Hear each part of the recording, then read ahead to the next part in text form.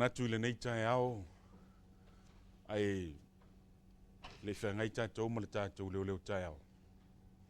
E se mau o maia e vea maupu to mua o le mātou whaafelo inga i le nei aso fau. Te maua le tusi o e sotom tau petolu a o lona foi upu e se fulu ma wha o le au whaitawina. O na whetalai mai lea o le atua i a Mose. O au o le ola, o lo o ola lava. Wa ia whetalai mai foi. E te whai atu i le whanaunga Israelu. Ia whaapea. O au o le ola. O ia na awina mai au. Ia te utou. Ina ua valauina ma filfilia e le atua Mose e alue au mailo na nuu mai ai kupito. Sa iai mea na fesilingia i le mafaufau o Mose po le au auna le atua. O le tasi lao fesili na ia fesili ai. O ai o te tau i le nuu o Israelu. Pe a lato fesilingia o ai na awina atu au. O le maula lea na tātou whaitawina e to mua ai le tātou whaafelo inga. O le tali le nā a le atua na whai i a Mose. Whaafonga le auto whaitawina. O na whetalai mai lea o le atua i a Mose. O au o le ola. O lo o ola lava. E te whai atu le whanaunga Israelu. Ia whaapea. O au o le ola. O ia na awina mai au. Ia te utou. E ape alanga sau amene. Amene. O le atua lava le nā. Lea sa ia Mose mai lava i le amatanga. O le atua fo i le nā. Lea ua mafuai. O na e ala whai mai le nei Taeao. Ma e whaafofonga mai lo leo. O Yehova fo i le nā. Lea ua mawhai ai o na outu la i atu yo outou luma. I le nei asu fou. Fia le nei Taeao. A vea lo leo e whai ma fonga o tātou Ekalesia fou i Hamilton, New Zealand. Mātou te whaafeloai ma whaatalofa atuai. I le nuu o le atua i le nei Taeao. Mai lava i Amerika se ia pā ia Samoa. Fia e whaatalofa ma whaafelo i atu. I le nei aso fou. Fia e whaatalofa i le tātou au auna taitai. Pastor Willie Papu. O leo lo taitaina ngā ruenga le atua. E ngata i leo le whaletua ma le nofoalo. Whaafeloai. Whaapito atu i lau sunga le taitai. Fia fo i whaafela i atu le autustusi o le tātou ngā ruenga Samoa tu tō tasi. Le lalolangi i atoa. Pastor Iafeta Maspau. Le ngata i leo le whaletua ma le nofoalo. Fia whaafeloai ma whaatalo whatu i le nei Taeao. Le whangaloina le teu oloa o le tātou ngā ruenga. Pastor Ata. Le ngata i lea o le whaletua ma le nofoalo. Fia whaatalofa ma whaafelo i atu. Le au whainga luenga pa ia le atua mai lava i Amerika se ia o i Samoa. Fia Hamilton le nei Taeao. Whaia iau mo mātou sui. Mātou te whaafelo ai ma whaatalofa atu. E le whangaloina ia o au auna po o whaife au manu malolo i le nei Taeao. Whaletua malolo manu malo. Fia whaatalofa ma whaafelo i atu. I le nei aso fou. Le whangaloina foi. Le whaatamao le tātou ngā ruenga. Whaatalofa ma whaafelo i atu. Hamilton le nei Taeao. Whapitoa lau whaafelo inga i le nei aso. Wō ma paanga. sa moa o lo mawhai o na mai moa mai i lea Taeao ma lea Taeao. I le suafa manu malo ke riso. O te whaapea atuai. Ta alofa lava. E eise vi inga wa saunia e nisi o Autalavou mai Hamiltone. E to mua ai e tātou Leoleo Taeao. Whaafitai.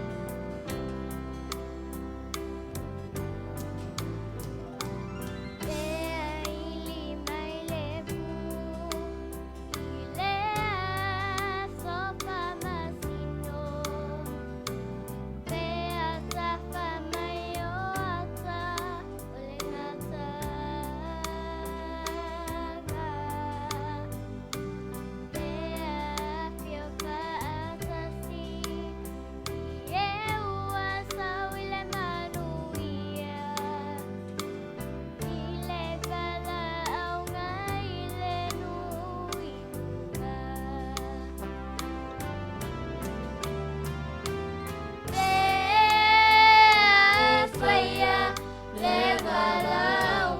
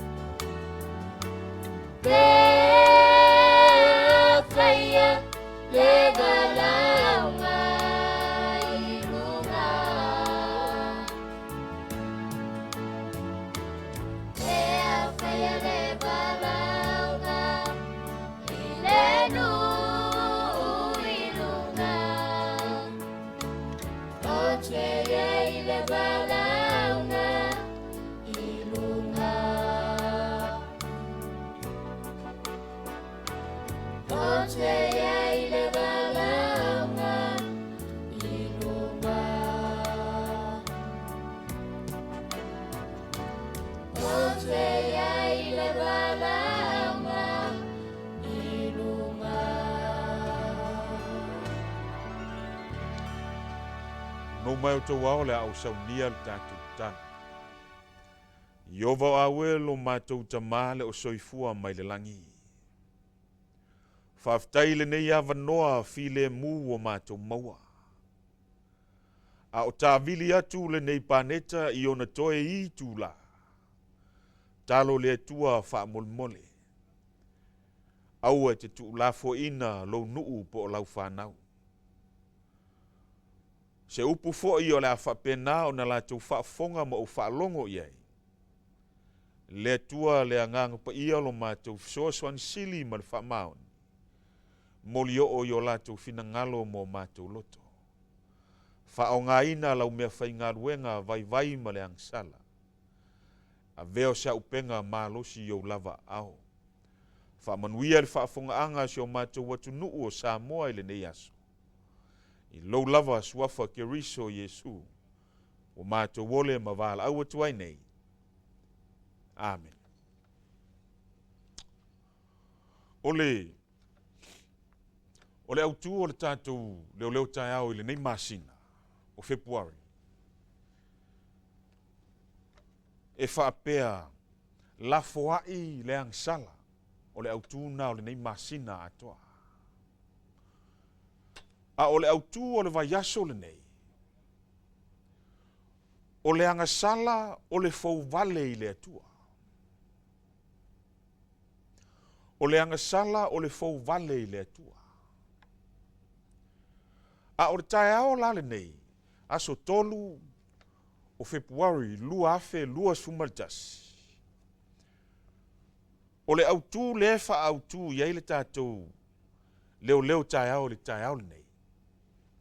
E te maua i le tusi mua Samuelu lona mta upu e se fulu ma lua. A o lona fai upu e se fulu ma le lima. Whamai le whaautuina le iai. E o le a ao o Yehova. I lunga i a te oe. Pe a e te tee lana upu. E o le a ao Yehova i a te oe. I lunga i a te oe. Pe a e te tee lana upu. Nau le se tātou li liu le tātou mau au tū o le Taeao nei. Mua Samuelu am ta upu e suma lua o fai upu e se fulu ma le lima. A fai o maua tātou fai tau whaatasi wha molmole. Ai a fai tau te le whaalongo i le si fofonga o Yehova. Ai fau vale o tau i le afionga a Yehova. E o atu le a ao o Yehova ia te utou. E pei o na oo i o tau tama. O upu ia ale perfeta ale atua o Samuelu. Sa ia poa ia ile nuu o le atua. Sa ia fautua ina ai le whanau o le atua. Le ngata i lea. Ae na ia toi whaatepa.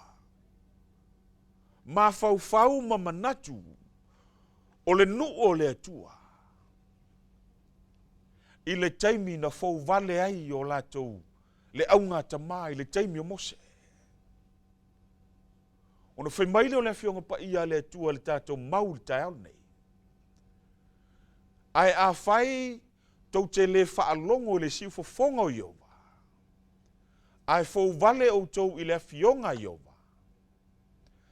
E o atu le a ao o Yehova ia te outou. E pei o na ho'o i o tau tama. Amen. Amen. Ua toi whamanatu ia i e Samuelu i le nuu o le atua. Le anga sala o le fau vale i le atua. A tu usesi whamtalanga o le whaamaua lunga i le atua o le anga sala. O na whai maile o Samuelu i le nuu o le atua. E o le a ao o Yehova. Ia te outou. Whaapeia o na o'o i o tau tama. Whafonga. Tusi o whamsino e lua anu whai upu e se fulma lima. O mea uma fo'i na lātou wō i ai. Sa i ai le au o Yehova. Ia leanga ai i lātou. E pei o na whetalai mai ai o Yehova. E pei o na tau tō fo'i Yehova. Ia te i lātou. Na pua ngā te leina ai i lātou. Amen. Whamaile whamtalanga le tusi o whamasino. O whea lava na o i eile nu o le atua. Po o whea na lātou sawa vali ai, o a lātou mea na whai. Ai peitai na ua fau vale i le atua. Whamaile o le upua le atua. Sa iai le a ao o Yehova. Ia leanga i lātou. Sa iai le a ao Yehova. Ina ia o pua ngā mawhaingata. I le nu o le atua o fesili. Aisea. Ina ua le whaalongo le si fonga Yehova. Ina ua fau vale. Ma whaamawalunga. I le upua le atua. Una o whaautuina lea o le tātou Leoleo Taeao le Taeao le nei. I leo lutala e whaapea. Ia matua le lei. Lau whaalongo. Amen. Ia matua le lei. Lau whaalongo. O to tonu o ngā ruenga le atua. I to tonu o le upumoni. E te mauai tangata e to olua. O le tangata mua. O le tangata e le lei lana whaalongo. Le tangata mua na. A o le tangata lona lua, lea wha autu i le tātou Leoleo Taeao i le Taeao le nei. O le tangata ua matua le lei lana whaalongo. Amen. E ese le lei o le whaalongo. Ese fo i le matua le lei o lau whaalongo. Malau whaalongo. A tu u sesi whaupunga whaaffaingo fie mōta ua. Ia ta mai lau whaalongo. Ia ta mai lau whaalongo. Pei no whaia tui tonu o le upumoni po o le nu o le atua. E lua lava tangata e te mauai. O le tangata mua. O le tangata e le lei le whaalongo. Luka e ono no whai upe whāsu ma le ono. Whafonga i le whetalainga a Yesu. Se a ea le mea e ta uaia ue o tou. Leali ie. Ai tau te le faia le mea o te faia tuai. E ape alanga sau amen. Amen. O le tangata mua le nā. Le tangata e le lei le whaalongo. Lea wa au mai e ke riso Yesu le whaateita inga. Mo oe mau i le Taeao le nei. E alanga lea lii. E whaafofonga Yesu i le alanga le tangata lea. A o le whaalave. Whamai le whaamtalanga a ke riso. Se a ea le mea. E ta uaia ue o tau lea lii. Ai tau te le whaia le mea o te whaia tuai. E ese le lei o le whaalongo a le tangata lea, le tangata mua lea. Ai o lana whaatinonga e le o iailo na loto. Amen. O lana whaatinonga na o le whaatau nuu. E le o iailo na loto i lana au nanga. Le anga whamaile whionga pa ia le atua. O le au na i le atua. Ia au na i a teia. E le ngata o le loto atoa. O le malosi atoa. A o le nganga atoa. Ai o le tangata lea. O le tangata le leile whaalongo. E iloa le leile atua. e iloa le leo Yesu, a o le whaalawelawe. Na te leo si tai le mea lai whai mai a Yesu. Au mai whaalatalata i tono o le ainga o le atua. E iei tangata ua lato iloa le lei. Le sāpati o le atua. E iei tangata ua lato iloa le lei. Tu la fono mua, lua, tolu, wha, lima, e o lava le sifulu. E pei o le pi tau ia teia. A o le wha lave. E ese lo na iloa le lei. Ese le leu stai i polo inga ma tu la fono le atua.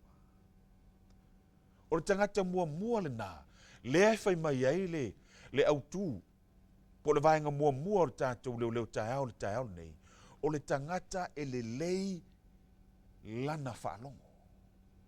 Wa malama le lei, i poka lambe o ngā ruenga le atua. Wa ia malama le lei, i tō whinga ese. I tō whinga taitasi. A o le whaalawelawe, e whaia fua mea, e le o yailo na loto, i lana au nanga i le atua. O na whaalongo lea e le upo a Yesu. Tusio Isaia e whaano whai upo mua. O le aso e ta ofi e tuai e fofine e to fitu. I le tane e to atasi. E whaape atu. Mātou te a ai i a mātou lava mea e ai. Mātou te o ofu foi. I o mātou ofu. Tau ina i ngoa i mātou. I lou i ngoa. Aisea. E ave e se ina ai. O mātou luma. E ape alanga sau amene. O le tangata lea. O le tangata le leile whaalongo. E matua se laupa sene. Le lei o le whaalongo. A o le whaalawe. E le o yailo na loto. Amen. O le tangata le lefa i mai le tusio Isaia. Yesu pau lava o lo suafa. Pau lava o lo ingoa. Mātou te ingoa ai. Aisea. Ne aua ne i ula mai tangata ia te mātou. O le tangata le leila na whalongo. E iaia na tupua lae ifo iai. Ai ua tātou iai le teimi whamaile upua le atua.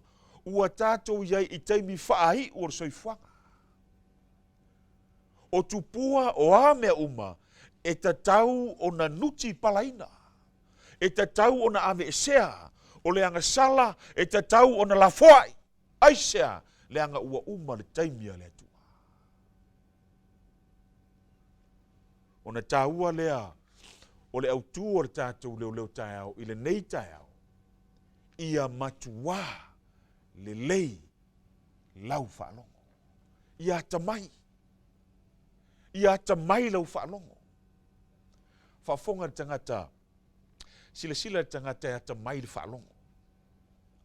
Kalatia e lua no whai upo e lua sifulu. O le tangata lea. E ata mai le whaalongo. Po le tangata e matua le leila na whaalongo. Ua whaasata roina whaatasi ma ua ma ke riso. Ai o te le toe ola au. A o ke riso o lo ola i to tonu i a tau. O le ola fo i o te ola i nei le tino. O te ola i lava i le whaatua. I le alo o le atua. E ape alanga sau amene. O le tangata e matua le leila na whaalongo. Mua. O a whaafitauli. O a vaivainga o lona soifuanga. Ua whaasa taulo whaatasi. Ma ke riso i lunga o sa taulo. Amen. O whamaile o upua le atua. Ua le toe ola. Le tangata lea. Le tangata tuai. A o ke riso ua soifua. Maola i to tonu i ateia. Whasono. Tusi mon mau paulo le tusi o lua konito mta upe wha. A o lona foi upu e iwa. Ma le sefulu ma le ono. O lo o moli mau le tangata e matua le lei lana whaalongo. Whai upe e iwa whai mai. Ua sawa ina. Ai le tu lafo a ina. Wala foina I lalo. Ae le whano. O le tangata lea e matua le leila na whaalongo. Lea e ata maila na whaalongo. E sawaina, ua ia malamalama le lei. Ua ia iloa le lei, e tofo ina, lona alu I le atua. E sawaina, e inosia e tangata. Ao le tangata e ata mai le whaalongo. O lona ola atoa, ua whaalango I a ao le atua. O le ola tautua, o le ola au auna. O a whaafitauli e tutupu mai. Ua lea langona se whaavaivai. Leanga, ua ia whaalango, ua ia whaamoemoe. Ua ia whaatuatua I a ao ke riso Yesu. O le whamaile o le whaiupu lea esfuma le ono. O le mea lea mātou te le whaavaivai ai. A wā eu I lava, ina tau au, ina umalo mātou tangata I whafo. Ua whaafouina le I totonu, I lea aso ma le aso. O lai tautala I tangata, e ata mai le whaalongo. E matua whaalongo le lei. Whaafonga I le moni mau Yesu le tangata lea. Le ese esenga, o le tangata e le lei le whaalongo. Ma le tangata e matua le lei le whaalongo. Luka sumatasi ono whai upe lua sfuma fitu, lua sumanvanu. O lo fetala iane ia I nei mea. A ua alanga tele mai ia. Ai le tasi fafine mai le motu o tangata. Ua whaapea mai ia te ia. O Yesu lea. Amu ia le manava na whanau mai ai oe. Masusu na e susu ai. Lua sumanvanu le talia Yesu le fine lea. A ua fetala iatu o ia. E moni. Ai sili o na manuia. O e whaalongo I a fionga le atua. Ma tausi iai. E ape alanga sau amene. Amene. O le ese esenga le nā. O le tangata. Beno whai atu. E lua tangata. Laitu tonu o le nu o le atua. Laitu tonu o le pā mā moe. Po le lafu mā moe a le atua. O le tangata mua. O le tangata e matua le lei ar whaalongo. A o le au nanga. E whaafia I tangata. E ifo I tupua. A o le tangata lona lua. E matua le leila na whaalongo. E ui whaafita auli. E sawaina. E ino I tangata. A o le tangata lea ua ata maila na whaalongo. Ua taula lo na whaamoe moe. I ake riso Yesu. Lea lefe mai lefe onga pa ia lea tua. I le luka lea sutasi lo mfai upu e lua sumanvanu. Ua fetala iatu o ia. E moni. Ai sili o na manuia. O e whaalongo I a fionga lea tua. Ma tausi iai. O le ese senga le nā. E le ngata ua matua whaalongo. I le upu a le atua. Ai ua ia filifili I lona loto. Pe inosia pe sawaina. E tangata. Ai ua ia filifili. E tausi le upu a le atua. Ua ia filifili. E tausi le upu moni a le atua. Ona tāua lea o le tātou Leoleo Taeao le nei Taeao. E toi fesili fo ai le tangata ia. Ia te ia. E ofo ia tau le Taeao le nei. E whape I mai la u whaalongo. E whape I la u whaafonga I le upua le atua. O ata mai, pele ai. O ia te oe le tali o le fisili na. Ona whamai lea o le maumuli lea o le tātou Leoleo Taeao le Taeao le nei. Tusi leo te ute nome lua sumanvalu. A olona whai upu mua se ia o le tolu. A whai fo'i e te matua. Whaalongo le si ufofonga o Yehova loa tua. E ana e whai ana polo inga umalava. o te whai atu ai ia te oe i le aso nei, o na whaasili ina lea o oe e Jehova, loa tua, i nuu uma lava o le lalolangi. Whaupelua, e maua fo'i e oe o nei mea uma, e manuia ai.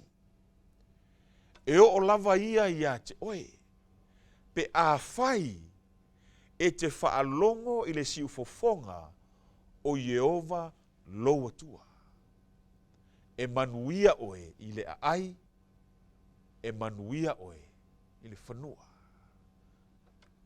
Pe a whai e te matua whaalongo i le siufofonga o Jehova.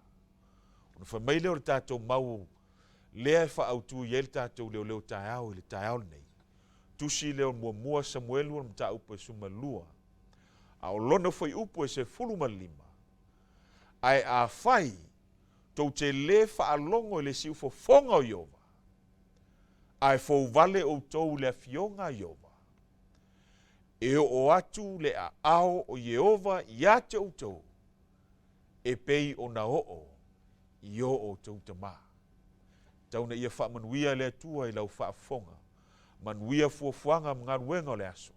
I le suafo Yesu. Amen. Lo mātou tamae o le langi. E vi ia lava lau o fio Jehova e whaavavau e whaavavau lava. Wa mai ale ngaluenga lau au na vai. Ma le whaatau waa.